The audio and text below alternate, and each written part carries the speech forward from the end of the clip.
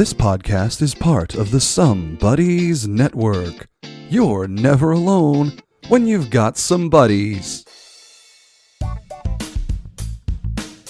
Hello again, everyone. Welcome back to the Best Darn Diddly Review Show. This is a weekly podcast for anyone who loves The Simpsons, or ever has loved The Simpsons, hosted by two dudes that grew up on The Simpsons. My name is Miles, better known as Mr. Most Days Off, and today it is Best Darn Diddly Goobz on our show. But before we get to our great returning guest, joining me as always, your co-host with the most, Richie the Whiz Kid. How are you today, Rich?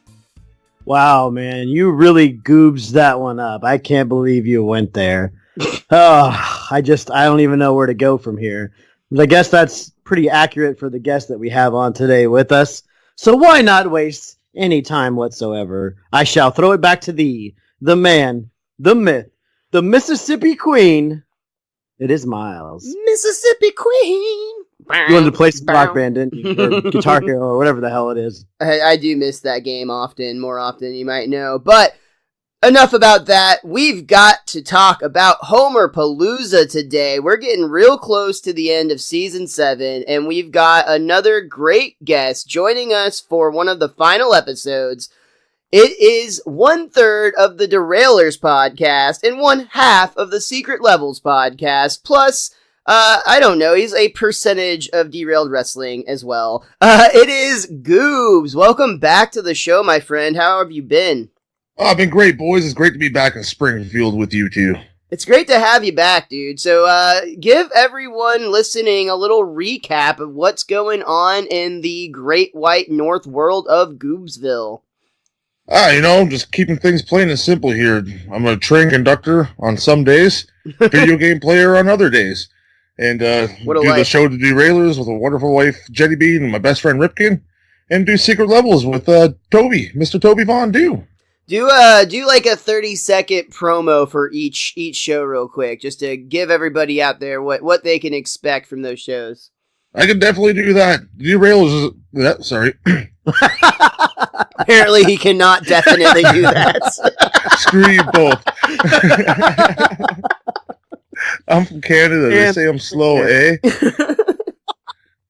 But the Derailers is a crazy off the train tracks kind of ride, and we pick a topic and just put our spin on it and just go absolutely wherever we want. We go on to crazy tales, and we talk about a horse named Naysay sometimes, and we just come up with absolutely insane ideas, and it's a lot of fun. In the Secret Levels podcast, we review a retro video game every week, and we play it, we put it on the rage meter, and we discuss our overall score of it, because we're simple folk. Man, I gotta say, I love podcasting in general. I absolutely get a thrill anytime I get to be a guest on anyone's show, but one of the most fun times I've ever had is when I was a guest on the Derailers, because it's such a stress-free environment. I feel a lot of times with this show, by the nature of a review show, we kind of have a track that we have to stick to some extent, unless we have certain guests on that I think they might have somehow got their name while appearing on our show. But that is definitely the truth. But I also like to apologize that I'm not a comedian from Texas. You're great, man. You're great. You don't have to apologize. Again, this is a Texas-based show. Stop that Canadian bullshit. But no, dude, the Derailers is such a fun time just because it can literally go anywhere and everywhere. And we've said it before and we'll say it again. I could talk about Secret Levels as well. I also enjoy that podcast. But I think a bigger statement is that is literally the only podcast that Richie listens to. Yeah, it's the Whiz Kid certified. That's right. It's the Whiz Kid certified. But I've got one question for you right off the bat, Goobz. Right now, which of the two shows do you like more currently? Ooh, drama. That's hard to say. Like, if you have twins, right? You love them both. No, That's you bullshit. love one Nobody more than loves the them other. both. Everybody loves one child more than the rest. They just say that shit because they're lying to themselves. I have a favorite nephew. I won't tell you which one, but I have it. See, the Derailers is something special. It's like you're sitting around having a conversation with friends. That's what you feel like when you're listening to it. Secret Levels is like just video games. I love that too. So I love my friends. I love video games. So you're not making I me feel choose. so bad for Toby right now. It's just like, I really love my co-host on the Derailers, But Because I they're my also like friends, video but games. Toby's not. But Toby's my great friend. Fuck you both. You're trying to drive a wedge between me and my families.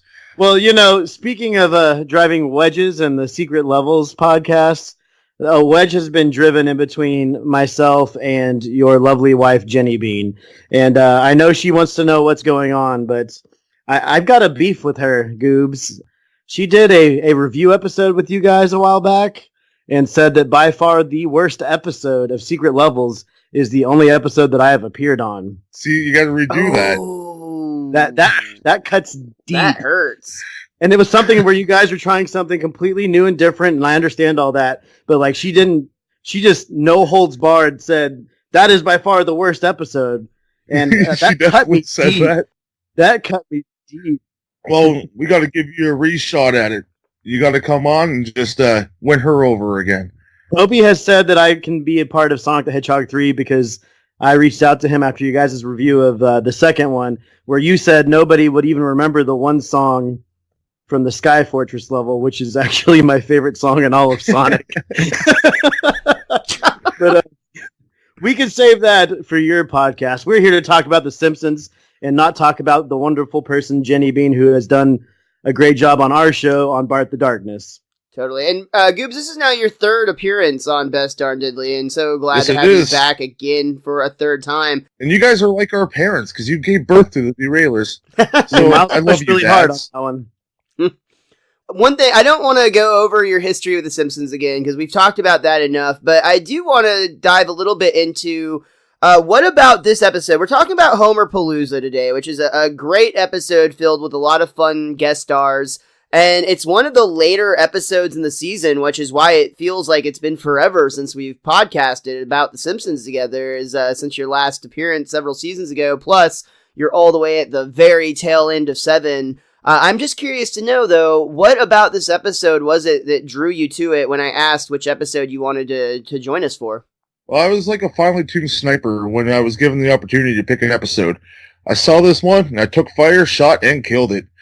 I'm so happy to have this one because it's absolutely probably one of the most memories I have about The Simpsons is this episode specifically. Because I'm a big music guy, absolutely love music, going to concerts and all that stuff. And now I'm getting a bit older, so I start to feel like Homer myself, where you're starting to lose touch of what's going on. Because the kids are using words like yeet now. Like, what the hell is yeet? Wait, spell the word that you just said? Yeet. Y-E-E-T. Oh, I haven't even heard this yet. Maybe it hasn't made its way to the States yet, or I'm just really slow. Yes, it has. Yeets in the States. Oh, it's definitely in Jesus. the States. And, oh god, this is going to make us sound even more dated, because this won't come out for a month, so it's going to be like, it'll probably have already passed The by next then. thing will already be here. Yeet's in the dictionary now. Yeah. Is hipper rad coming back into style? Because I still use both of those. I'm trying to get my kid to listen to my kind of music, and it's not really working out too well. Some of the bands he likes, but he's into his own thing, and that's fine. What type of bands are you into, Goobz? Me, pretty much anything and everything. I listen to a lot of old school, like ska, punk, emo, screamo, metal, country sometimes. Absolutely anything from the 2000s. You lost and me beyond. at that last one a little bit with the What, country. Johnny Cash is fucking amazing. Screw you. I'll give you a Overrated. little bit on Johnny Cash, but Miles and I are actually... Texas isn't as one-sided on the country music divide as everybody thinks it is. There's a lot of people in Texas that aren't too big on country music. A lot more than you'd think. I'm not saying all country, but I enjoy some of it. There's also a lot of people that very much are into country here. Oh, which is yes, very, absolutely, Very yeah. frustrating. But anyway, have you seen any of the bands, or are you a fan of any of the bands featured in this episode? I actually have been to probably around 300 to 400 concerts, and I have not seen any of the bands on this show. I'm a big fan of Smashing Pumpkins, but Yeah, that's Didn't that haven't make you seen feel them. old? Like the whole, like, we're young and rich and all blah, blah, blah, blah, blah. I actually wrote a note on that part where I was like, poor Smashing Pumpkins. I'm gonna buy a humidor. I'm going to buy NWA.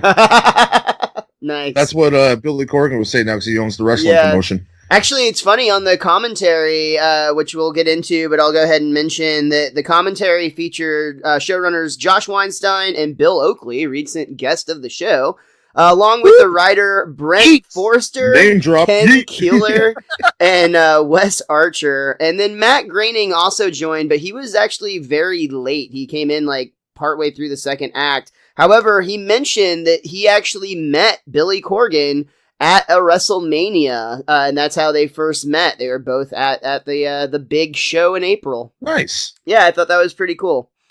The big show in April, like the most recent WrestleMania? I don't know if either of them attended that. I wouldn't be surprised if Billy Corgan did, honestly. He's a huge wrestling fan. Yeah, he is. But I would assume that this would have probably, that would have been 1996 or before, obviously. So this would have probably been somewhere in like WrestleMania 9 or 10 would be my guess. Hopefully 10 for his sake, because 9 is considered one of the like most laughable, awful WrestleManias of all time. They did it at Caesar Palace, and they had like a toga party theme. It was rough. Oh. Wrestling is weird, but it's great. Anyway, this is a Simpsons podcast.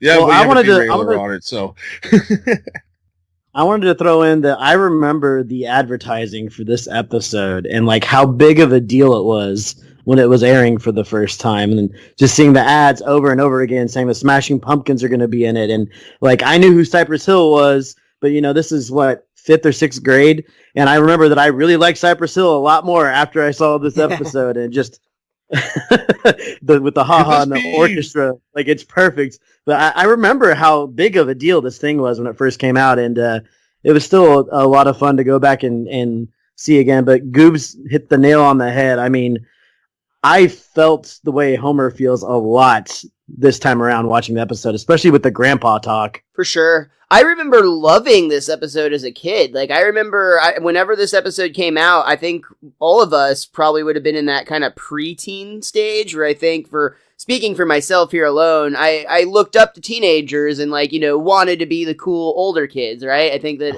a lot of people, depressed? Yeah, I wanted to be depressed and on drugs. It's cool to be depressed. It is cool to be depressed, damn it. The lonely loner, hey, whatever. Just saying, in the grunge era, calling shotgun meant something a lot different. Miles. Hey, there was no love behind that comment. That all ties into this episode. That isn't just out of the blue. But you know what? We have a lot to talk about. I want to touch on something quickly. Oh, go. Does this have possibly the most guests on a Simpsons episode? I'm not too sure. It has a lot of voices from stars. It's funny you say that because one of the other episodes that you joined us for was in contention for that along with this episode. Homer at the Bat, along with Krusty Gets Canceled. This is kind of a spiritual successor to both of those episodes. The first one, of course, being athletes, baseball players specifically. The second one being like celebrity guest stars you'd see on... Oh, true enough. And then this one, of course, is rock stars of the 90s. And Peter Frampton. Like we do. His guitar's talking. Wow.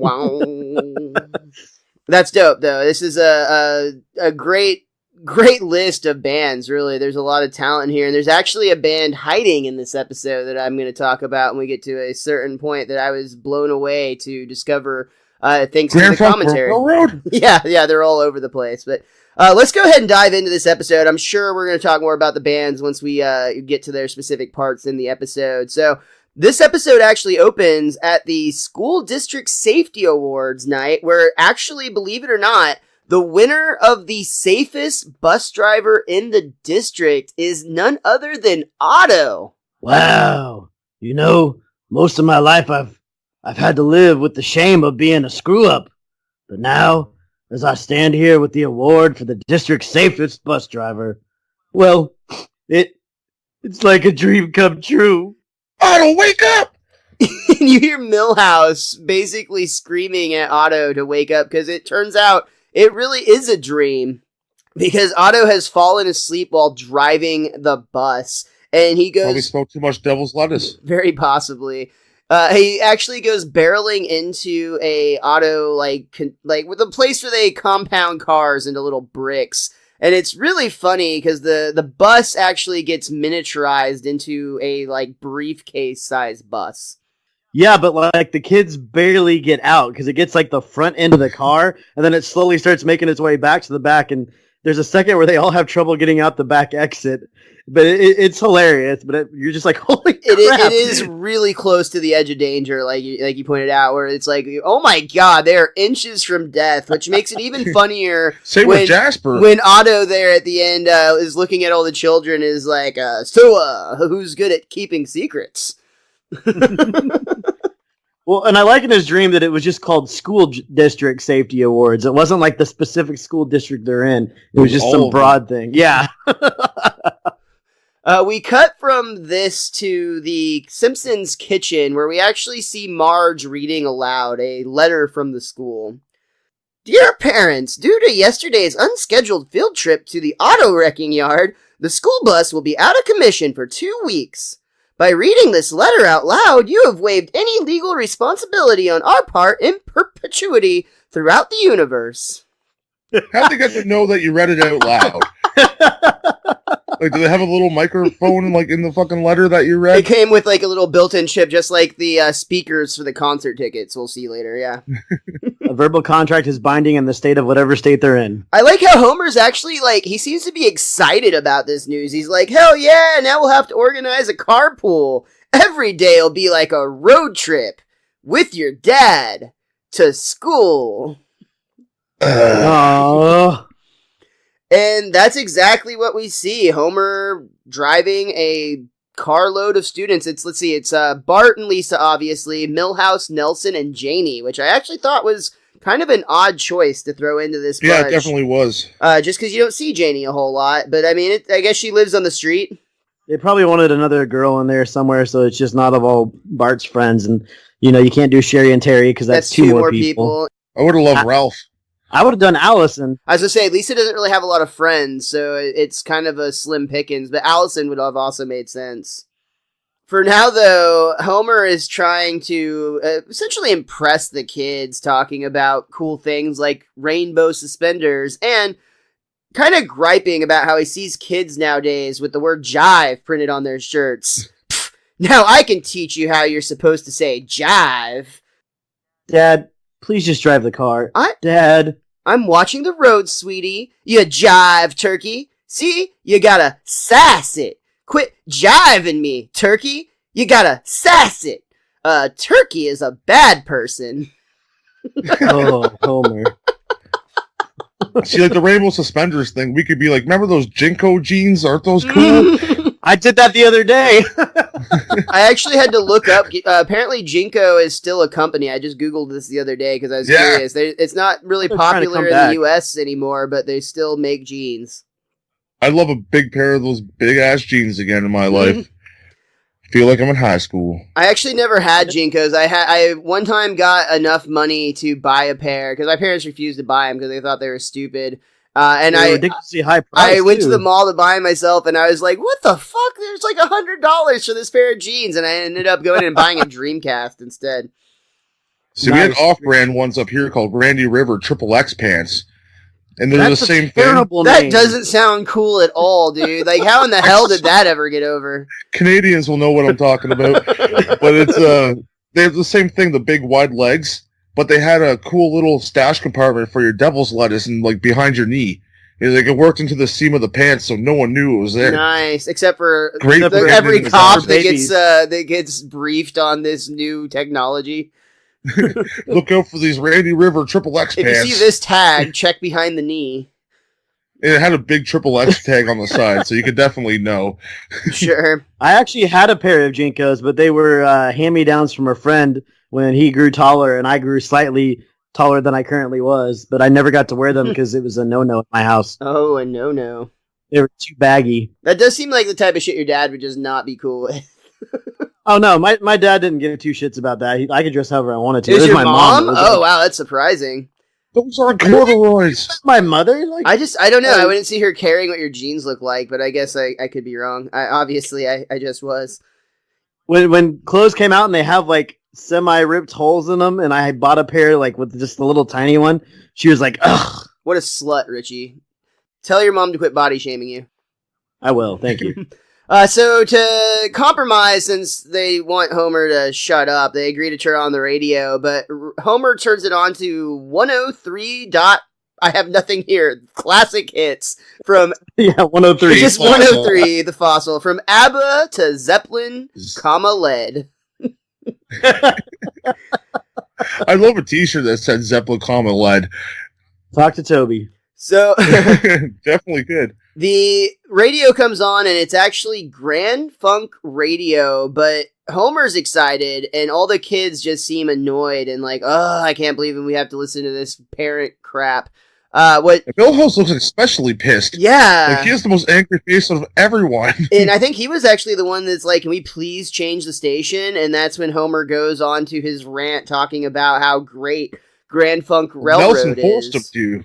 No, Nelson got Milhouse to ask him, which means he was too scared to ask Homer himself. That's right. That's exactly what it was. I actually have a lot to talk about with Grand Funk Railroad real quick. So, first of all, I'll say that Grand Funk Railroad is actually one of Bill Oakley's favorite bands, and that's specifically why they were put in this spot, as he wanted to reach out to them. And one of his favorite songs is the song that they used, which is Shine On. When they were negotiating to use the songs, the band actually really, kind of strongly requested that they use the song American Band. But Bill Oakley, had it in his mind that Shine On was, his favorite song, and it was, perfect for this scene. So against, not their will, they signed off on it and everything, or whatever, but, they went with Shine On. After the fact, Bill Oakley actually learned that the band no longer actually had the rights or royalties to Shine On, so essentially they didn't make any money from the appearance. So Bill Oakley felt really bad about that, but he made it very clear on the commentary that he really truly chose this song because of how much he loved it and how perfect he was, but he felt bad that he didn't realize at the time that it was actually not putting any money in their pockets. Wow. However, Grand Funk Railroad still to this day actually on their website uses some of Homer's quotes about their band to promote them. That's awesome. So, it seems like they still have a good solid relationship with one another. Does it also say on their website, for more information on Grand Funk, consult your school library?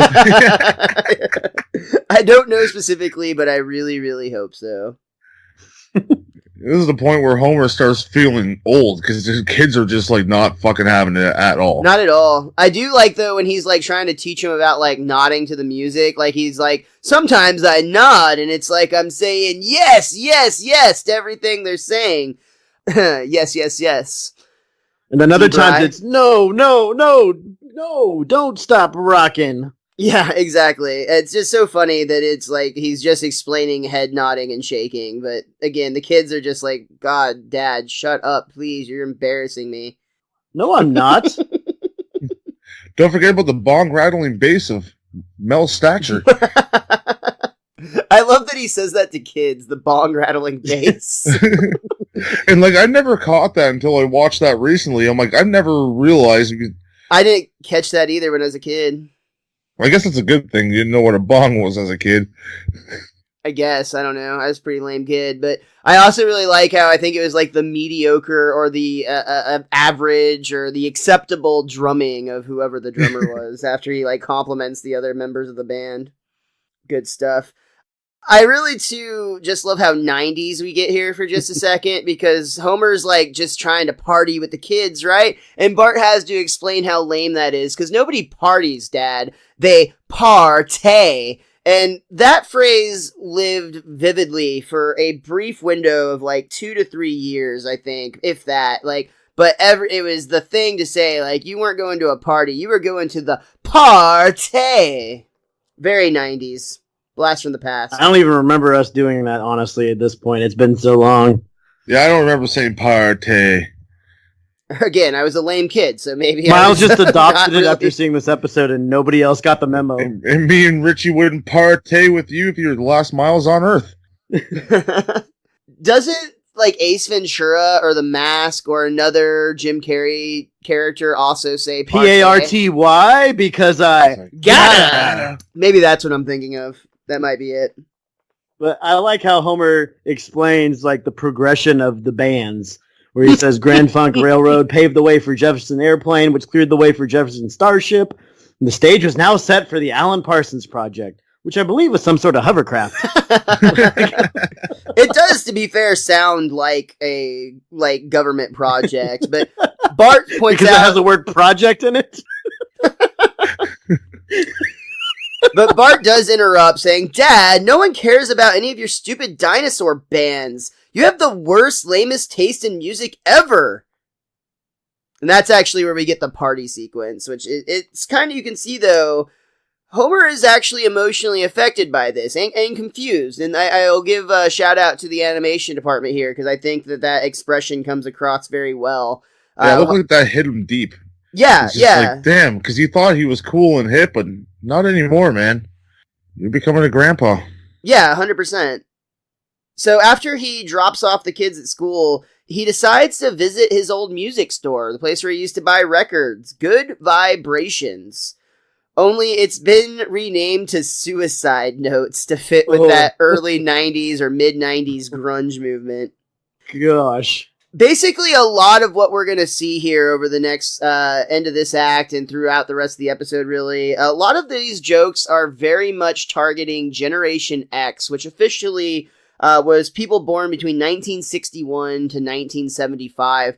The Gen X movement, as it was described, was known to die with Kurt Cobain. Again, the dark joke I made earlier, plus we'll go back again full circle with some more. Made it again. I didn't make it again. I said why I made it earlier. You said the joke died with Kurt Cobain. Oh, I did. You know what? That was unintentional. Richie. That's great. Comedy. It's called a killback? Is that what you said? Oh. Yes.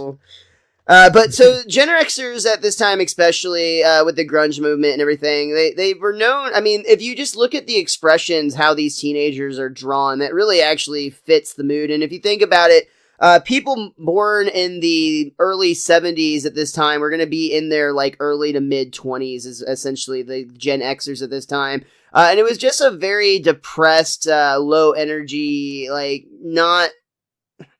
It's hard to put into words exactly what I'm trying to say, but depressed to some extent would be a way that you could describe the generation as a whole. But flannel sales were through the roof. Flannel business was like, if you were depressed, the easiest way out of it was to open a flannel store, because you can't be that sad when you have that much Well, you money. got to wear one around your arms, and you have to tie one around your waist. That's Yep. true. Doubling down with every cell. So you're saying Al Borland, the complete Gen Xer? Just kidding. I'm about to turn the page on my notes here, but I want to say one thing before I toss this one away, before I forget. I forgot to mention earlier at the top of the show, but a couple things. This episode is Homerpalooza. We actually skipped. There is no chalk gag, which, again, that's just how the end of this season has been. There is a repeat couch gag. It's the black light sequence and like the wavy music until they turn on the light. I will also point out that Homerpalooza, the title, is, of course, in a parody of the music festival Lollapalooza, which was actually started by, I believe, the band's Jane's Addiction, which is another great band from this time. Yes, and then you are correct. David Cohen actually pitched the idea for this script in its entirety, but he didn't write it, and for some reason was not given the story by credit that the writer and everybody on the commentary pointed out that he definitely deserved. And it, like, they didn't have any idea why it wasn't given. It didn't seem like a slight. There was no hard feelings or anything. That would kind of piss me off at this day and age. Well, maybe it's been long enough, but such an iconic episode, you would definitely want credit for that. Yeah, it's interesting. I wonder if I think at this time all Simpsons writers were given producer credits on every episode, so I think he may have still had that credit. I'm not 100% on that, though. Regardless, Homer is actually about to learn all about Hollapalooza, which is the fictional music festival that is a parody of Lollapalooza in real life. And he finds out about it when he goes into this record store. And I love he asked what the latest bread releases are, and he's surprised when he's directed to the oldies. Where he claims that's where all the great music is. Like Styx. I just heard them on the King Biscuit Flower Hour. But then he points out all the posters on the wall. Now here are some of your no-name bands. Sonic Youth, 9 Inch Nails, Hollapalooza. Hollapalooza is a music festival, the greatest music festival of all time. Huh, there can only be one truly great festival a lifetime, and it's the US Festival. The what festival? The US Festival! Jeez! It was sponsored by that guy from Apple Computers. What computers? So this is obviously a super dated joke at this point, because everybody knows what Apple is. But at this time, in 1996, this was The overlords. This was pre-iPod. And Apple was actually on the brink of bankruptcy, believe it or not. They were not doing well, and it was Steve Jobs who came in, and they invented the iPod. That progressed to the iPhone. Now Apple owns the entire world. Whoa. Those colorful ones. You went over to you skipped the iMac, which my family had one of those when it first came out. I think it was around this time. Was that the colorful ones, Richie? Yeah. I mean, those are the home computers that branched off, but I was just talking about, like, the lineage of, like, how we got to the iPhone, which is arguably the most owned and utilized piece of technology in the planet. Well, now, yeah, but iMacs. Of course. Also, there's an interesting little bit right here because the clerk, when he says, "What computers?" is oddly holding up a CD-ROM that he just took, or a CD, I'm sorry, I just dated myself, but he took out a CD from the computer and was holding it up, and it's actually because originally there was a different joke here. There was a joke where Homer was asking about records, and he was like, "What? You mean CDs?" And that's why he's holding up the CD in that manner. They changed the joke because they liked this one better, but they kept the original animation, I'm assuming for financial reasons. I wanted to point out the clerk himself because they use him in a couple different scenes in this episode, and then at one point I noticed towards the end they used like the same character look but changed the color of his hair and the shirts. But like this particular character to a point will be at one of the Homerpaloozas, and then it's like in a different town too, which really threw me off. I was like, this guy's following this thing everywhere.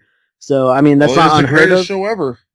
Yeah, there you go. That's a great observation, but also he's been in other episodes prior to this. This is kind of their general go-to Gen X model is how they describe it. But in one of the Itchy and Scratchy episodes, he's actually the person that is like itchy and scratchy, cool, and like he's like there's several times where he's being sarcastic to the point where they even pointed out in this episode he doesn't even know if he's being sarcastic or not.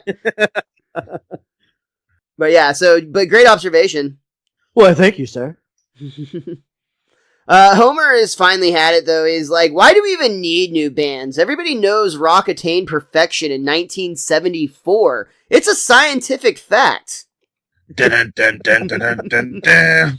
And we get a great little flashback here where we hear some beautiful music going on, and we see a dope shaggin' wagon with like black lights and couches and beds and like a disco ball and shit. It's great. That 70s show. These characters are actually all based on the characters, the main core group from Dazed and Confused. But when Homer, I actually love this animation because it's a strobe light, and you can see Homer in the background getting closer and closer, almost like a horror movie. Like it's not a creepy vibe at all, but it just has that same effect where like each scene, each moment the thing in the background is closer. In this case, it's Homer, and as soon as he gets up in the foreground with the rest of the cool guys rocking out, they all just kind of stop what they're doing and stare at him, and one flash later, he's all the way back to where he started. That sums up my high school experience. Nice. We're laughing because that was us too. I'm sure everyone had that moment. It's like, oh, the cool kids, I'm right here. Let's do it. And you're like, shit, no. They want to pants me. I'm sure all the cool kids wish they had podcasts now. They want to rip off your Roy Rogers Triple XL or whatever the hell they're called. Steal that Randy nugget. River Triple X pants. Steal that nugget from behind your knee. I actually had the first day. We used to do quick derail here, boys. You'll get a kick out of this story. We go the first day of school.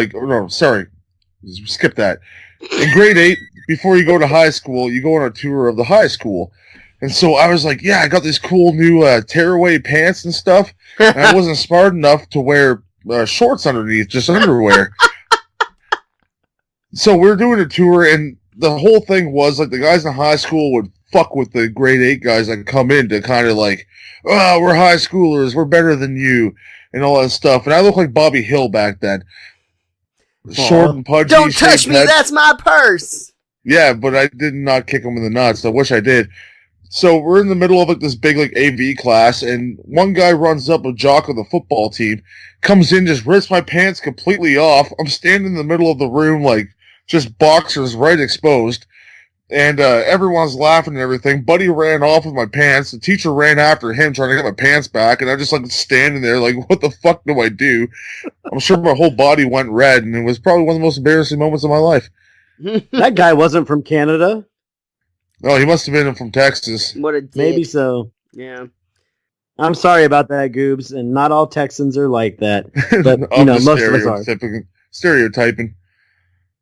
That was just a funny little story. That is fun. I also used to wear the tearaway pants in probably circa 8th grade, though I did pretty much, I believe, always make sure to have basketball shorts on underneath them. Yeah, I did that every day after. So a lesson was learned that day. Yeah, no, Nice. you learn something in life, and that was one of those lessons. Hey, we don't know that the dumb shit we do is dumb until we have the opportunity to learn about it, right? So we continue down memory lane where Homer also talks about the chicks back in the day, because back then we didn't care about what anyone thought, and the chicks found that irresistible. I think you're cool, Homer Simpson. And this is actually a kind of a crushing blow, because Homer, this is past Homer, to be fair. But Homer looks like he's like, oh, wow. He's kind of like on top of the mountain, and we cut back to the two girls. Come on, that's not funny. And it's basically like implying that it was like a prank or whatever to say that Homer's cool. Hey, but he took it the way he should have. It worked out, yeah, honestly. He fluffs his hair up. He's like, yeah, I'm the man. For all you know, that's the day he met Marge. Ooh, interesting.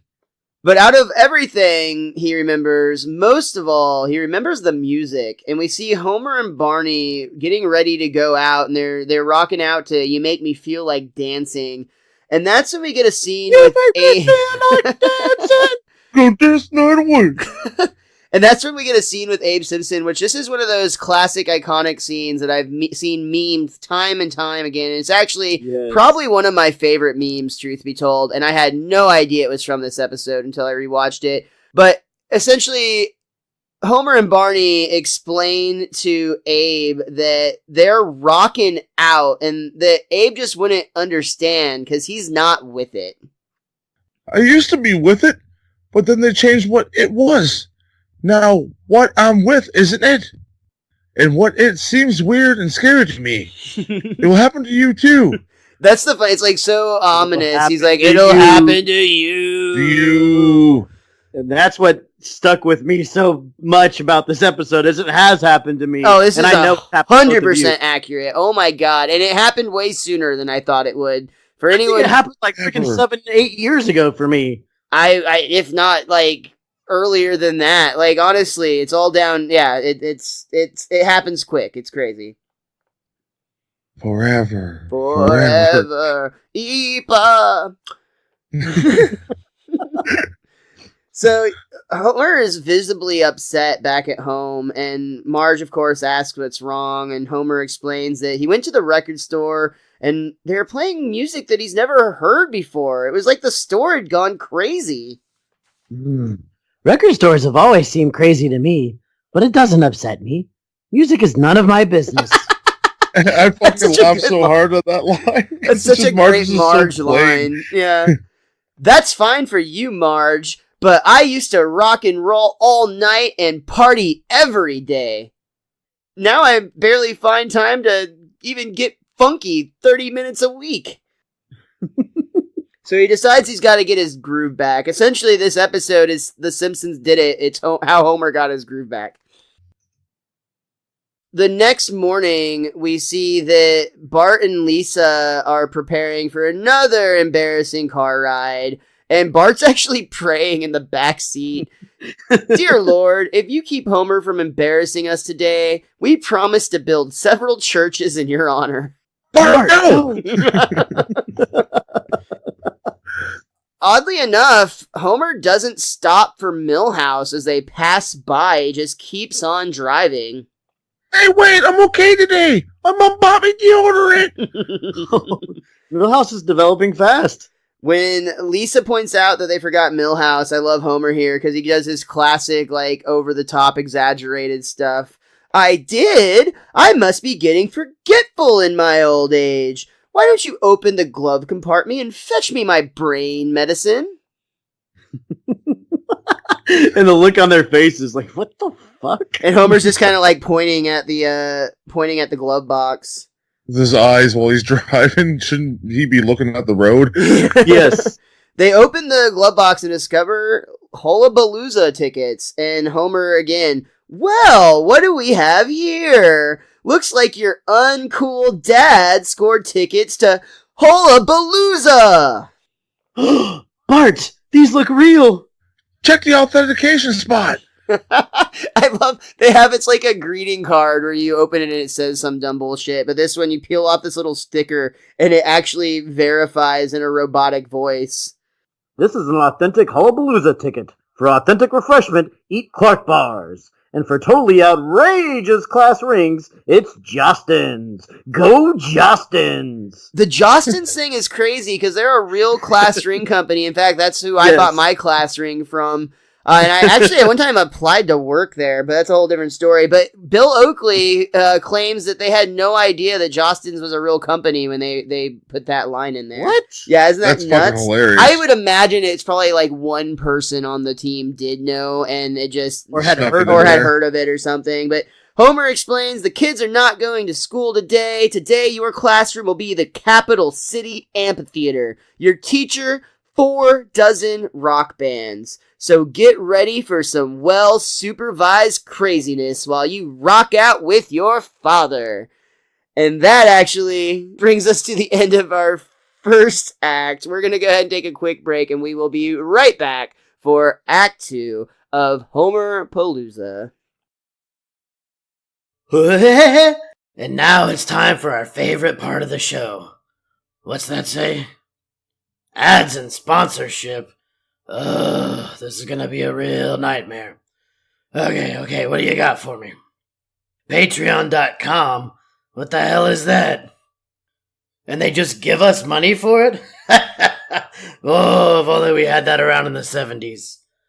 Make sure you ask your mommies and daddies to send money to Best Darn Diddly at patreon.com. So they can drive a dump truck full of money up to our houses. Uh-oh. I said the loud part quiet and the quiet part loud. Every year, new TV shows get canceled. Some make it an entire season, and some don't even make it that far. I'm Ed, host of Unaired, where each week we review a show that was canceled with episodes left unaired, then pitch our ideas for what could have been future episodes of those shows. We've covered shows like Cavemen, the show based on the Geico Cavemen commercials, the ill-fated 2011 Wonder Woman pilot, a show called Look Well, where Adam West plays an aging TV detective who thinks he can solve real crimes, and many more. You can find us on iTunes, Google Play, unairedpodcast.com, or wherever you download podcasts. And remember, some things are better left unaired. When we come back from the break, we see that they have arrived at Homerpalooza and that everybody gets a free nose piercing with every admission, so the kids feel perfectly at home. They even say it's like Woodstock, only with advertisements everywhere and tons of security guards. We see them going Peace, through... love, and happiness here. True. We see them going through security and literally everything is being thrown away. Just people's bags are being confiscated in their entirety. And Homer's really bummed because he had to surrender his homemade Kahlua. You have to throw your camera in all identification. So Brent Forrester, again, the writer of this episode, actually went to Lollapalooza for research for this episode.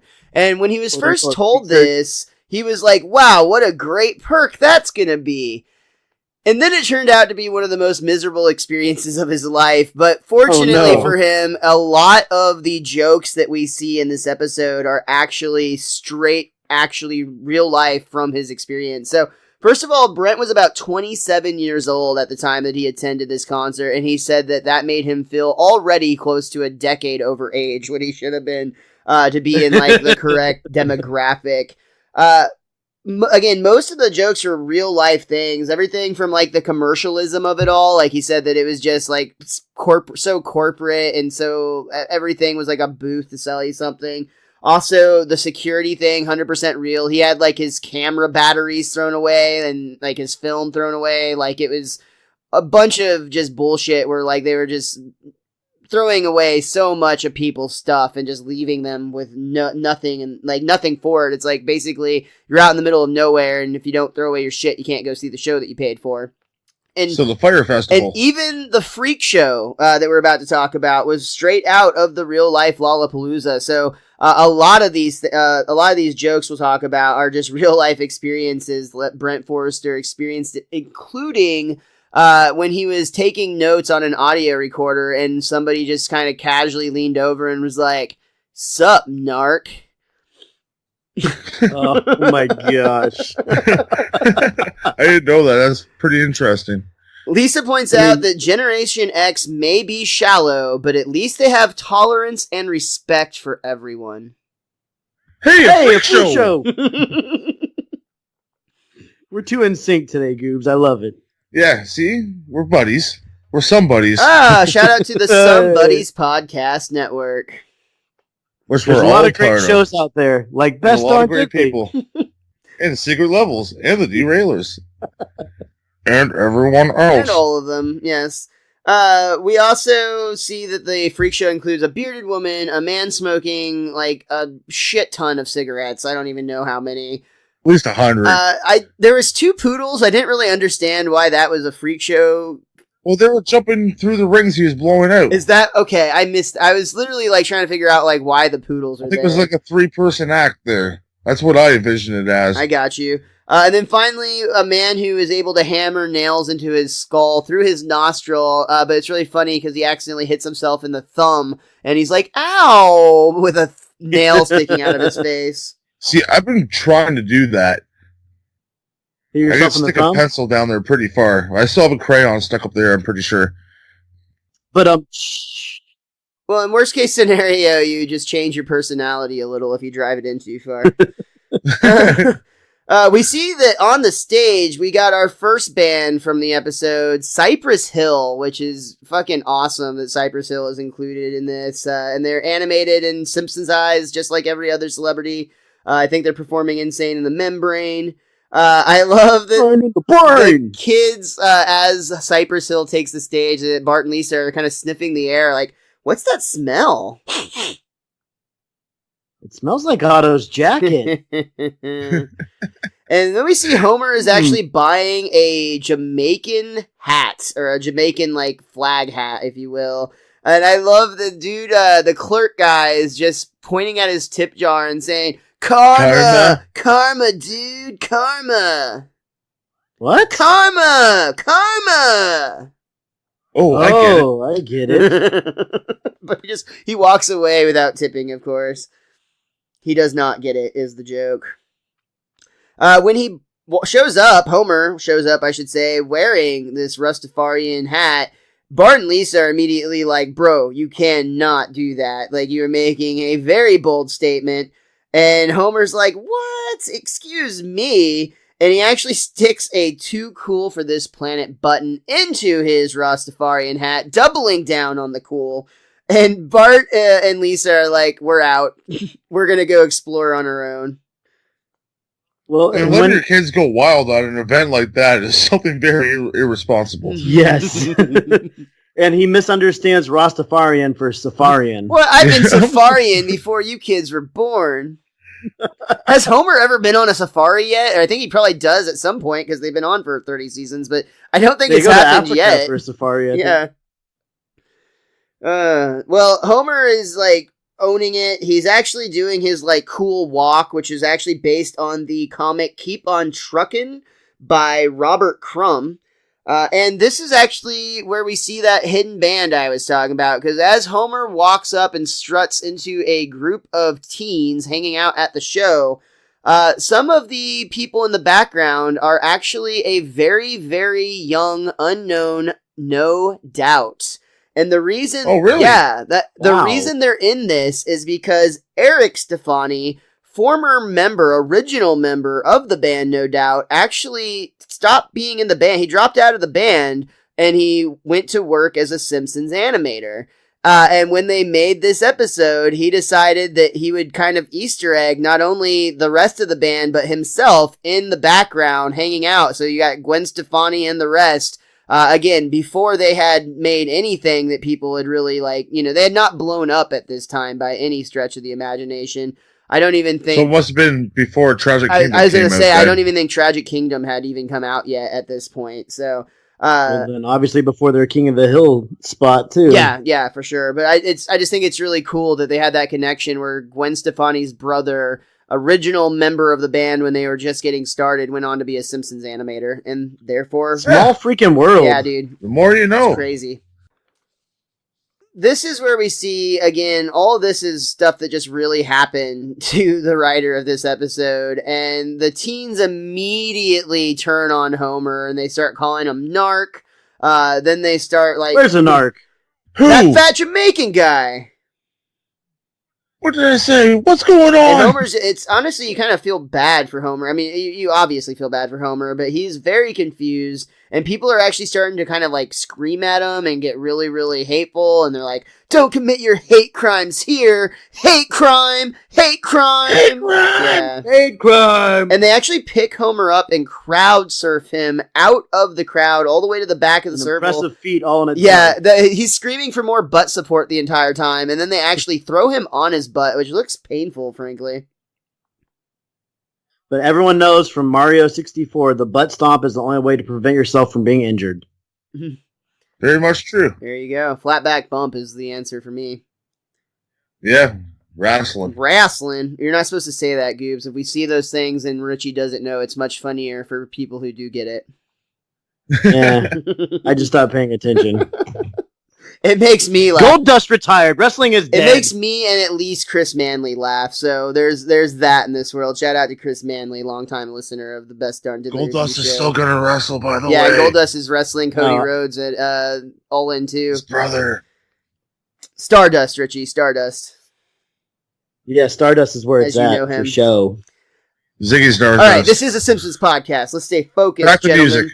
Yeah, let's quit talking about We wrestling. see Bart and Lisa are listening to the Smashing Pumpkins, probably my favorite band that's featured in this episode. And I also really enjoy that you just see a bunch of slouchy, mopey-faced teens kind of shrug shoulders, barely moving to the music. And that was essentially what the animators got as notes for their background characters, is they just wanted tons of slouchy, mopey-faced teens. Wanna go for a ride? And Yeah, it's might have been one of the first times I heard that song. yeah, actually, this might have been my introduction to Smashing Pumpkins. I honestly don't know. I was 11 when this episode came out, so it's hard to say. I knew who the Smashing Pumpkins were, but I don't think that I was listening to their music at that point. It was like a year or two off of starting to actually listen to them.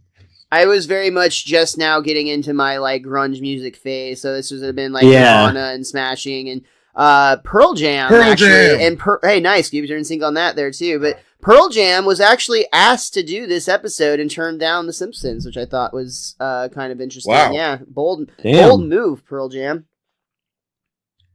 We'll see if it pays off. Lisa and Bart, though, Lisa specifically points out that it may be bleak, but the music is really getting to the crowd. Making teenagers depressed is like shooting fish in a barrel. So true. Another shooting reference. Oh, Homer is having a little bit of a breakdown here because he just doesn't, he's literally talking to himself. He's like, man, it doesn't make any sense. I haven't changed since high school and suddenly I'm uncool. yep, that's the way That it kind of goes. works. Yep, that's how it happens. But at this very moment, in his rage, Homer kicks a cannon. Despite all his rage, he's not trapped like a rat in a cage. He kicks the cannon, it goes haywire, and it actually shoots it's like an inflatable pig balloon right into his stomach, and then the pig takes off into the sky, and it looks like Homer should be very, very hurt. Oh, man. There goes Peter Frampton's big finale. He's going to be pissed off. You're damn right I'm going to be pissed off. I bought that at Pink Floyd's yard sale.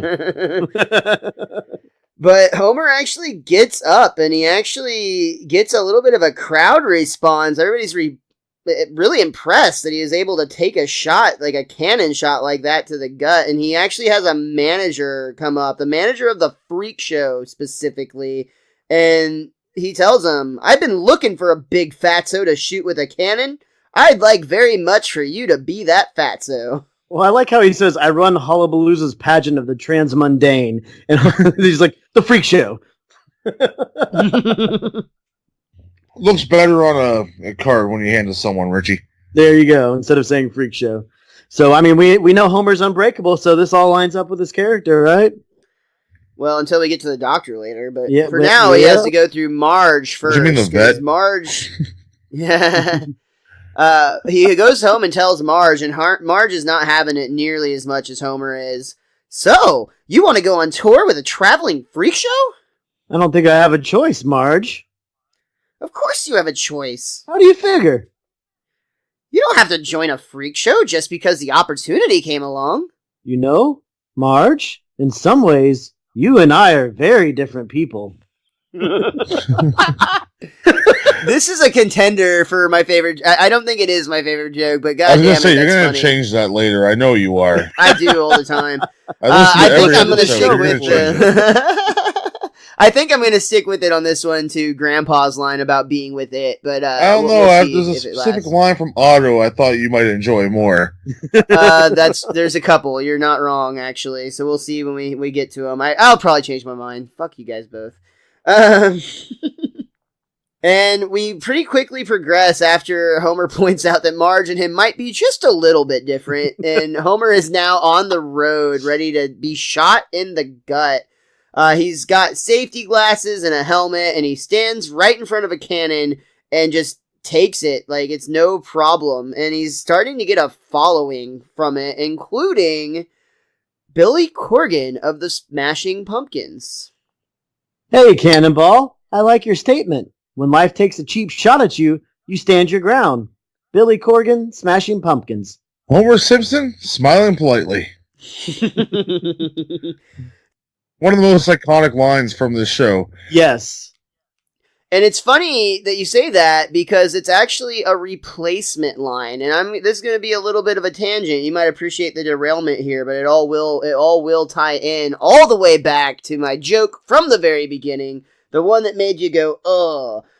This line, Billy Corgan, Smashing Pumpkins, Homer Simpson, smiling politely, was a substitute because this line was originally written for Courtney Love, who was going to actually say the line, Hi, Homer, I'm a big fan, Courtney Love. And Homer would reply, Homer, grateful. That was the whole reason that they wanted to reach out to Courtney Love for this joke. However, when Matt Groening was interviewing other bands, he was going around, and one of the bands that does end up in this episode that we'll talk about here in a bit actually essentially said that when Matt Groening pointed out Courtney Love, they said, if Courtney Love is on this episode, we won't be. And they thought for sure that Courtney Love, because she was actually at this time making a movie with James Brooks, so they had a connection there. I believe that movie, I did not 100% able to confirm, but I believe that movie was The People versus Larry Flint, which came out in 1996 and starred co-starred Courtney Love. She was the female lead. And also James Brooks was a producer on that movie. So I'm almost positive that's the right connection. But that band, at the time, even of this commentary, Matt Groening did not want to say who the band that made this claim was. He didn't want to ruffle the feathers. However, it has come out in later years, actually through interviews with Entertainment Weekly, that band was no other than Sonic Youth. And the reason Matt Groening was so adamant about basically keeping them on is Sonic Youth is one of Matt Groening's favorite bands. In fact, they are the ones that do the Simpsons exit song, or outro, I should say, at the tail end of this episode. And Matt Groening claims that that's his favorite version of the Simpsons outro song. Wow. And besides that, they really only great have tangent. like one line. Yeah, they don't have a whole lot. They're just rating Peter Frampton's Yes. cooler. And fuck Oh, Carter come Love. on, Mr. Frampton. You're not going to eat all this watermelon. We'll get there. We'll get there. I love this as a throwaway like replacement line too, and just like It's I way don't know, better. it's The other if one it's doesn't hit as hard as this does. This is the other punchy. one's funny still, but like I think it's just the neurotic side of me. I love the like Smashing Pumpkins SP, and then they keep the SP with Smiling Politely. Like that's why I feel like it's a double joke basically. And I mean, obviously everybody sees that and hears that, but it's just like I don't know. I always enjoyed that. It feels clever to me. Well, Homer goes on to thank Billy Corgan because he's like, my kids think you're the greatest, and thanks to your gloomy music, they've finally stopped dreaming of a future I can't possibly provide. Well, we try to make a difference.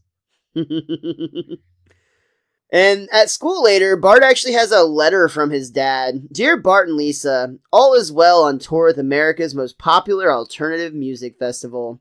But we kind of do this like cross cut where it's almost like narration as a reading. It's funny because they go on a a fork in the road where you could see they could either go left to Cleveland, right to Cincinnati. They actually ended up going down one first, turn around, go down the other, and then finally end up coming back the way they came. So I love Which is that. just screw you, great little Cleveland and small joke. Cincinnati. Yeah, absolutely.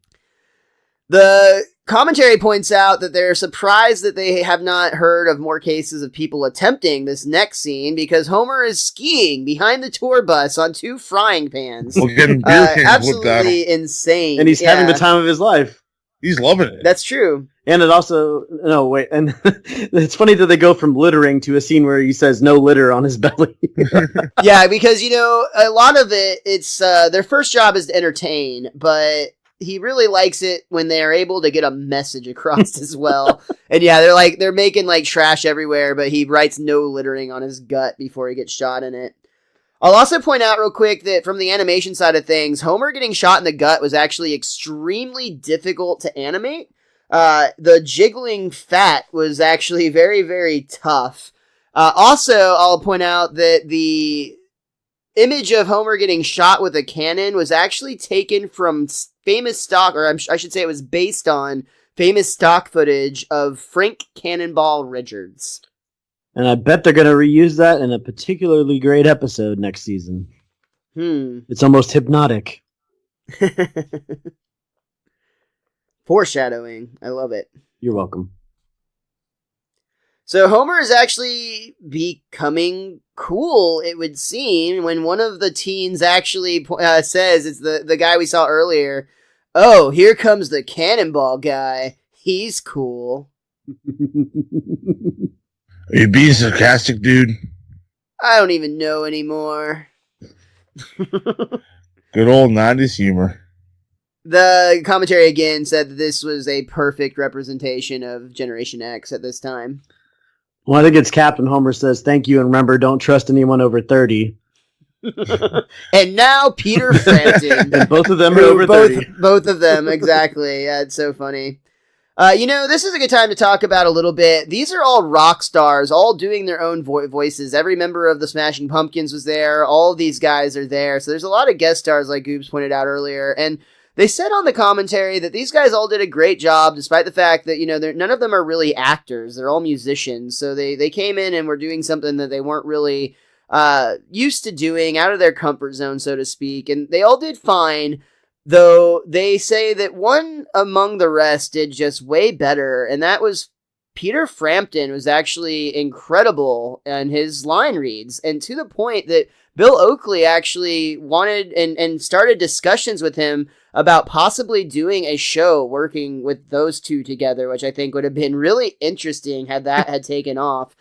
Clearly it didn't actually come to fruition, but it's kind of an honor. I mean, these people the showrunners, I should say, see a lot of voice talent come in, and to be so impressed with the musician's reads that he wanted to pursue making a show, to me, that speaks a lot of volume. Well, they got to be used to being in an audio booth as well. As a singer, you're probably doing recording solo or inside of a studio, so you might be used to that environment a little bit, but Frampton That's an was interesting great. point. Yeah. Well, and he was it did that thing where he was kind of in a off way making fun of himself, where he was making himself look like he was this really high-strung, uptight kind of guy. Pompous jackass. And older than everybody, and all these young kids are pissing him off. So I bet he had a lot of fun, like just leaning into that. And the fun is going to continue for Homer. In fact, it's going to be a big stop for him coming up because Billy Corgan points out that their next stop is actually Springfield. And the hometowns, that shows the big one because the people who called you a weirdo in high school get to see what a successful freak you've become. I do like, too, that they ask him about the water in Springfield, and Homer lets them know that they've got a little rule. If it's brown, drink it down. If it's black, send it back. Ew. What I I don't always say understand that all the time. People are like, can you drink the water here? And I go right to that reference. What I don't understand is, so Homer bought tickets for Hullabalooza in Capital City, which is 30 miles away, when like a short few weeks later, Hullabalooza was going to be in Springfield, and the tickets would probably be cheaper at that point. And Like, that's he's so- all over but- the country. But it makes sense for Homer because he wants the instantaneous gratification, and he has to be cool immediately. So I could see where like he couldn't wait long enough. You can't wait a couple months to be cool. Yeah. Man. You gotta do it now. I do like, though, in response to, getting to show all of the people that made fun of you in high school, how successful of a freak you become, they kind of point to a member, Darcy, of the Smashing Pumpkins, and she's like, hey, I wasn't a weirdo. I was in the Audio Visual Club. She owns that too. I was in the Audio Visual Club. It's just like, oh. Homer also says that he was as well until he got kicked out because of his views of Vietnam. Oh, and stealing projectors. So really the last part. This is actually, I talked about the animation on the jiggling belly. This is actually where they mentioned on the commentary how this was specifically tough because Homer starts to get these kind of tremors and echoes. His stomach starts to do extreme growling and like trembling when he like drinks a beer, for instance. And his manager has his best interest at heart. The health and well-being of his freaks is his top priority. So he's sending Homer to the vet. Miles, are you saying there's a chance that Homer isn't indestructible? According to the vet, the diagnosis is that cannonballs have demolished Homer's stomach, among other things. And from now on, no cannibals, no spicy foods, and when you lie on a hammock, please rest your beer on your head or your genitals. But Homer's not having it. Pfft, rules? I'm a rocker. I don't care for rules. Mr. Simpson, this is serious. If you take one more cannibal to the gut, you will die. Die? Well, you don't scare me, Doc, because dying would be a stone groove. Got any messages for Jimi Hendrix? Yes, pick up your puppy. And we actually pan over to a very, very old Rover Hendrix who looks very sad and looks like he has not had the greatest of lives living in this vet's office for apparently 20 years or however long. He's been frying it, man. He's been frying it like Seymour. This is actually, though, very largely considered to be one of the weakest act breaks in Simpsons history, and that's actually mostly including by the production staff themselves. Josh Weinstein actually specifically remembers they were just struggling and struggling and struggling with it, and he thinks it was him. He doesn't remember specifically, but he owns up and says he'll take it because he's pretty sure they were just at the end of the rope, and he was finally like, fuck it, yeah, we'll do that. And no one really likes it. They're kind of sad that it's a low spot in this episode. I'll be honest, I didn't hate this joke as much as they seem to, but I do agree that it's not the strongest act break we've ever had. It's passable by me.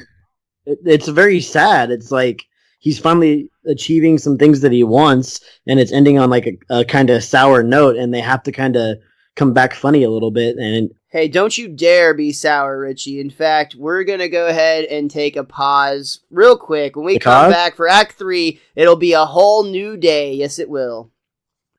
Was that a wrestling reference? Nope. Hi, I'm Mr. Most Days Off. You might remember me from such podcasts as the I Love Lisa review, and so it's come to this, a Simpsons clip show. I brought a friend along with me today to talk to you about an exciting new product. Hi, everybody. Hi, Richie the Whiz Kid. Miles, did you know that most people have no idea how to get a Best Darn Diddly t-shirt? You can get a t-shirt with a podcast logo on it? I had no idea!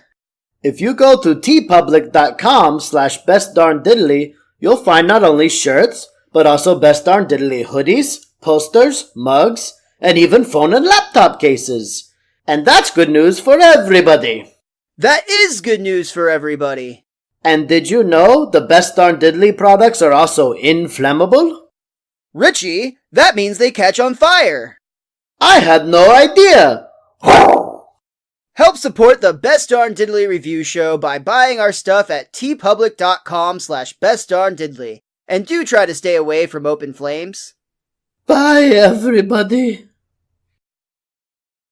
We come back for our final act, and we see a little bit of a difference in Bart's views of his father. He's actually interviewing him and asking him things like what it's like to be famous. People know your name, but you don't know theirs. It's great. He asks his father if he wears boxers or briefs, and Homer actually takes a moment to look down before replying, nope. Like, how do you not know what you put on in the morning? I guess that's a dumb Homer. Well, and like he had to check if he's wearing underwear at all is the best part. And the joke that might top my favorite episode so far, because I'm allowed to do that, Bart asks, what religion are you? You know, the one with all the well-meaning rules that don't work out in real life. Christianity. That's good, man. That's really good. Now it's time for one of the sweetest moments in this episode. Yeah, it really is. One of the sweetest moments in Simpsons. Yeah. It's always nice when Bart and Homer bond, and this is one of those moments where I don't know if there's ever been a moment where Bart's looked up to his father so much, because he's actually had to do a report he had to do for school, but while Bart has his back turned, Homer actually peeks, and the title of it is The Person He Admires Most. And he's writing about his dad, which is kind of crazy. Yeah, it's heartwarming, like, as fuck. But that puts that pressure on Homer to continue doing what he's doing, and immediately when he takes a bite of pie, he gets that reminder from his gut because it starts rumbling and shaking, trembling, if you will, and you can see the worry in Homer's face because he's got a decision to make. Does he continue being his son's hero and risk dying, or does he continue being alive and being ridiculed by his son? And disappoint him. Right. Well, and the other thing is, it's not just pie, guys. This is pie that Bart got for him. Mm-hmm. And he didn't add anything to it bad. Like, he admired him so much. He was just like catching up, like two guys like going to dinner together, like after a while. It's like, let's catch up, let's talk about this. And that's funny because it's almost got like the same tone or like the same feel to the characters as like at the end of Itchy and Scratchy the movie when they're far, far in the future. And the way that they kind of have that admiration for one another. It's interesting. Absolutely.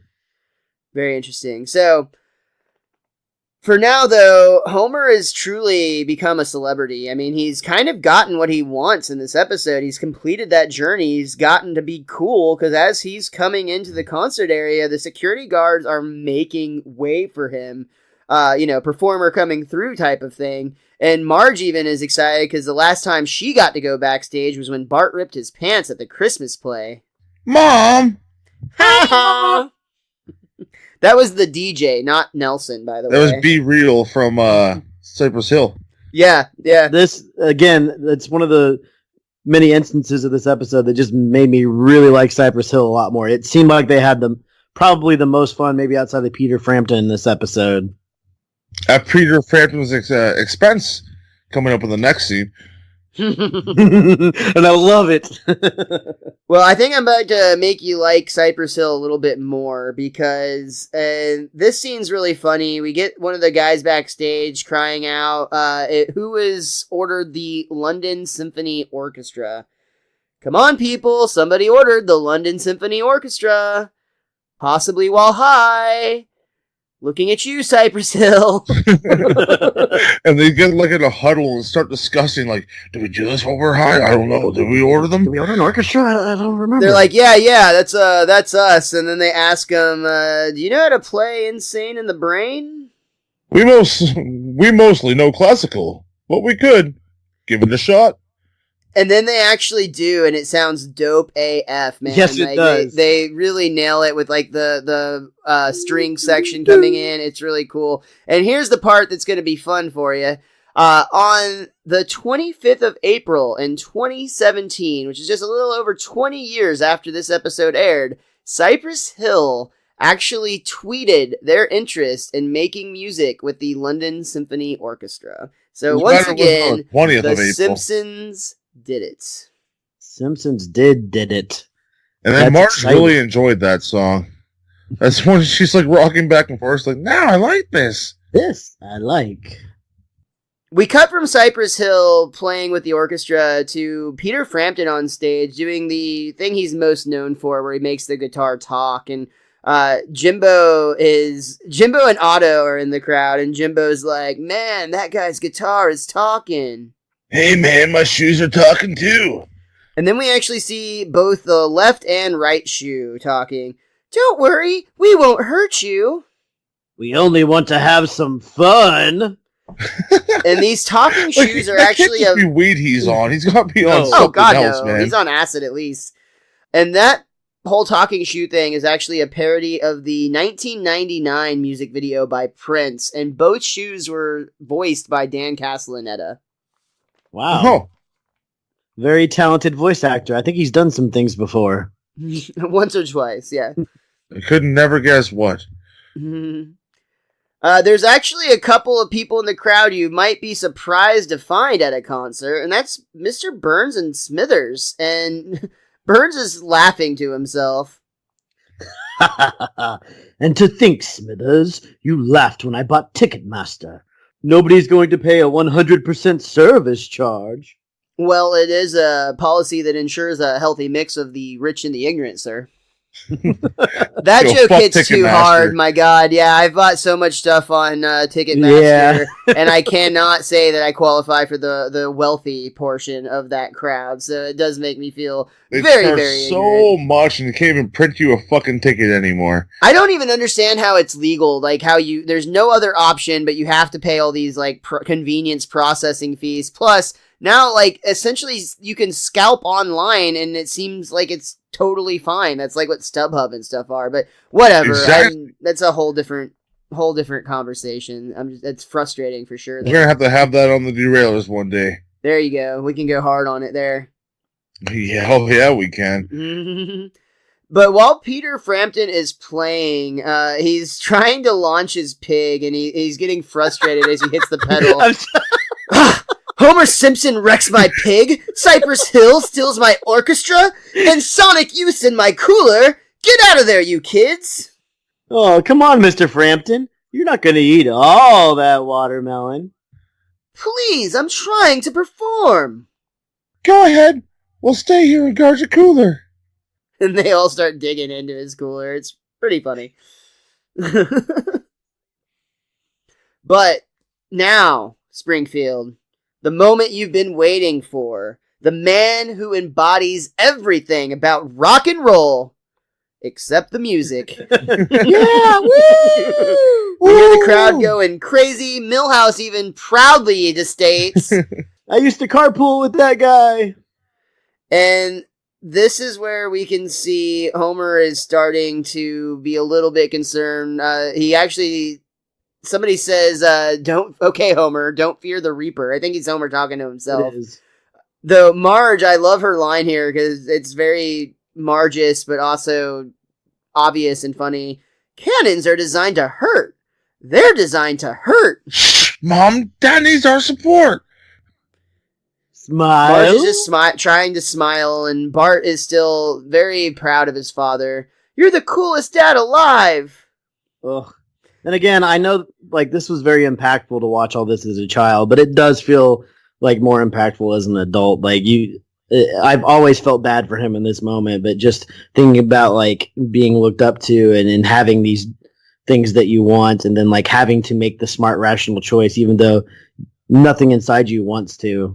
Yeah, you don't want to fucking die at the end of the day. And that's true. You don't want to disappoint your family either, so it's a crossroads, like Cincinnati and the other place. It starts with the C. Homer's going to do a U-turn. Well, for now, actually, Homer's going to put it down to the wire, quite literally the fuse wire, because he is letting it burn. He's standing on his platform. He's thinking his decision. And right at the last minute, he steps out of the way of the cannonball. Man. And we actually see it go plowing through some stands. And there's actually a really awkward cut right here, because originally there is a much longer sequence where we saw a lot of the devastation that this caused, including a sequence where it went through the porta potties that Seymour Skinner was in. However, in the version that actually released, and you can see it pretty quickly, it goes immediately from Homer being in his helmet and goggles to Homer shirtless and gearless, just stepping off the stage.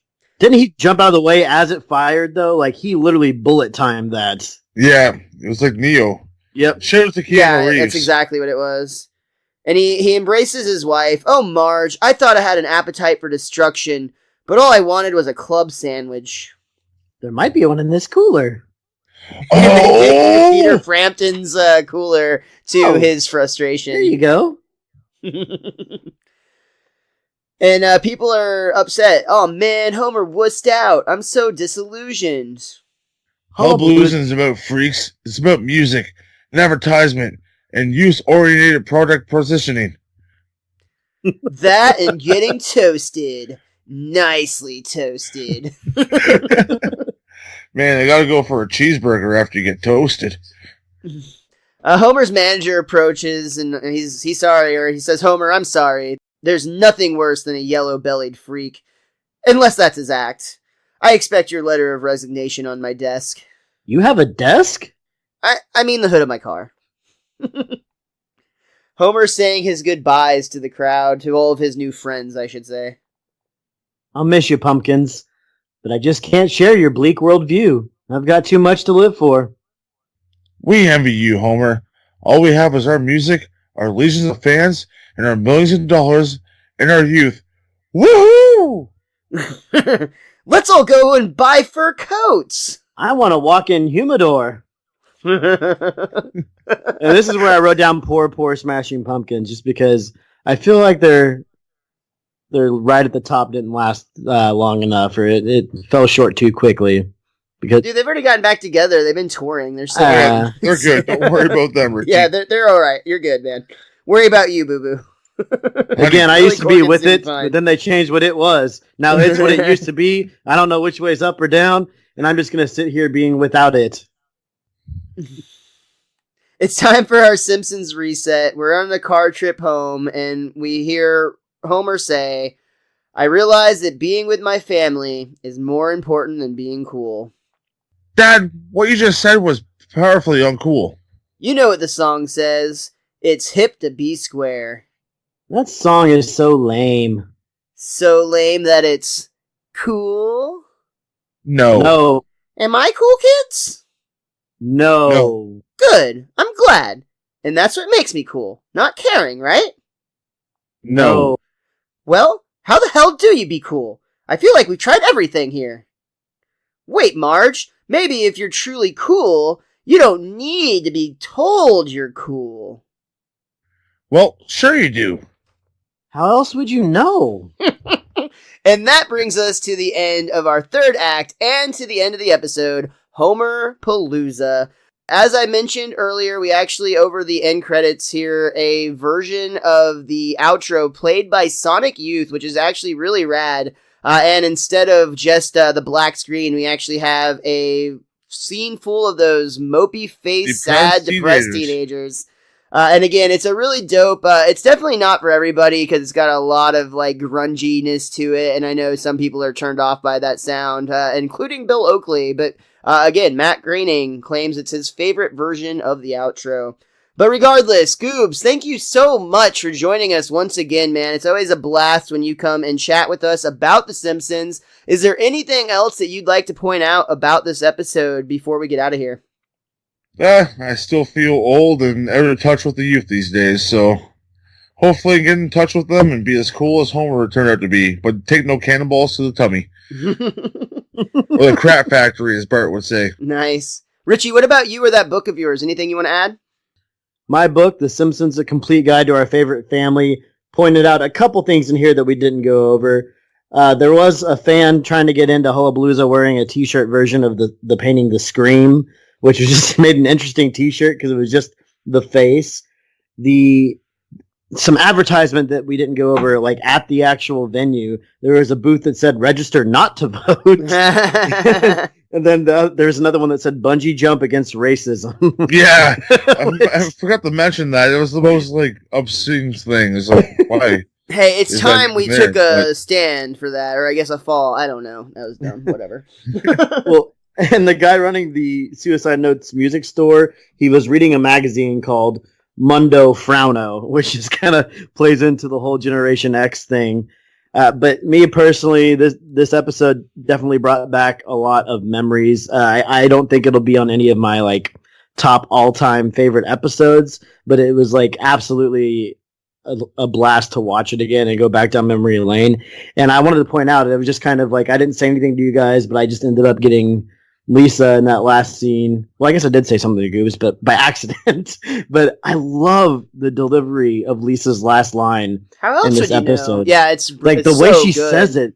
Yeah, like I don't know why. That's one of my favorite closing lines, especially for Lisa. And it's kind of fun, I guess, because I always say I believe that Summer of 4'2" might be my favorite Lisa episode. So literally she's the last one speaking, and then the next episode will be her episode. And I'm really looking forward to that as well as this one. Very cool. And thank you, Goobz. I don't want this to get too much longer, but I do have just a couple other things. I have a Simpsons Almost Did It, because there was originally a joke written for the band Primus. Specifically, they have an album called Pork Soda, and there was going to be a line where they're talking about pork soda, and Homer was going to say, I love pork soda, not having any idea who Primus was. Unfortunately, that scene got cut, therefore Primus's appearance got cut. I say that's a Simpsons Almost Did It due to the fact that Primus is the band that went on to perform the South Park theme song a few years later. In fact, just 1 year later at this point, because South Park, if I remember correctly, they started in 96 or 97, so it was right here at this time. Almost got one more Simpsons Did It on South Park. But to wrap this all back with a callback, one of my kid's favorite songs that I showed him is a Primus song. Can you guess which one, Miles? Why known as Big Brown Beaver. Oh, wow. I was just saying, their titles on their songs are so it's about a pet, right? Weird. For her pet beaver, nothing else. What a Father of the Year, folks. Another funny thing they point out in the commentary is a lot of times, or I should say, when they have guests on the show, the guests always get a Simpsons jacket and some sort of gift, depending on what the season was. So what do I get this being season, on this show? You get to pay for a T-shirt. You get our appearances on your shows in return, is what you get. I'll take it. Well worth it. The price of admission. The guests get a jacket, and this year's gift happened to be a Filaflex, which I had to look up. It's essentially a planner, and they were just laughing at the idea of Cypress Hill getting these like business planners, and I just thought that was really funny. Is that what that's like a receptionist back in the day, like the big roller ones? I think so. Honestly, the thing is, the company still exists, so you can look up and see what a Filaflex looks like today, but it's very hard to find what a picture of a Filaflex in 1996 looked like, for context. I wasn't even sure if that's 100% what it was, but that's what I came to the conclusion that it had to have been. Last fun fact, Billy Corgan, who was a big fan of The Simpsons before he was a guest on the show, actually apparently does a killer Homer and Marge impression, and they were toying with the idea of trying to put that into the show, but ultimately decided against it. Oh. But that does bring us to the end of the Best Darn Diddly Review Show. Once again, want to thank our guest Goobz from the Derailers podcast, from Derailed Wrestling, and from the Secret Levels podcast. Goobz, real quick, tell everybody out there where they can find you and your shows. Pretty much explained all of that beforehand when we first started here. You can follow me at GoobzWN on Twitter, and follow the shows at the Derailers, at Secret Levels, and follow Derailed Wrestling on YouTube. And I would thank you guys very much for having me on the show again. It's a and pleasure, we'll do man. it next Our time. pleasure for sure. We can't wait to have you guys. Hopefully all we have back. all three of us on. For sure. All the Derailers. And Oh fuck my your gosh. show over very much so. Yeah, it'll be our first 6-part special. Yes. Richie, And because we had to record it twice. Richie, tell them where you can find. Tell them where Ouch, man. Ouch. Richie, tell everyone where they can find you. You can follow me at @thewiz_kid23. You can follow Miles at Mr. Most Days Off. But most importantly, after following all Goobz' stuff, follow our stuff as well. That's at Best Darn Diddly. That's DIDDLY. And that works all over social media. And once again, just want to say a big thank you to each and every one of you who hit the download button on this show each week. And thank you to everybody who shares the show with a friend and does all of that other cool podcast shit that you know how to help support podcasts because you're not an idiot and you know what a podcast is. Unless you're on Twitter, apparently, because all I ever see is, anybody know what podcast recommendations are? Aren't they cool? I can listen to right now. Just Tell them all.